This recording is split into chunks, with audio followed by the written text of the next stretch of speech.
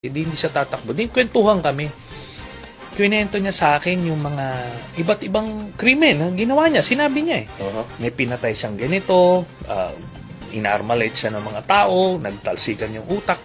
Na ano ako doon, kinilabutan ako doon na may diferensya ito. Parang hindi mo kinikwento yan. Tsaka, alam mo yun, tatakbo ka ng hindi siya tatakbo daw noon, pero nung time na yon, yung sinabi niya yon, buti na lang hindi to tatakbo kasi inamin niya yung mga pinapatay niya, tapos iba yung conversation masyadong madumi, bastos lahat.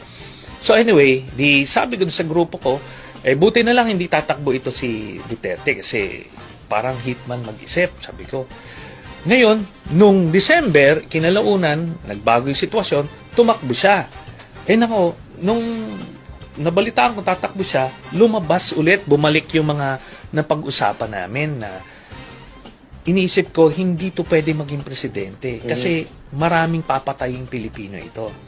So, talagang simula nun, ginagamit ko yung platform ko para kumbinsihin yung mga kababayan natin, huwag na ipoboto to kasi marami mamamatay na Pilipino. Tapos, nung kampanya na yon, may nakala pa ako mga dokumento na nakita ko na meron silang bilyong-bilyong pera. So, hindi lang mamamatay tao, kung hindi, corrupt pa. No?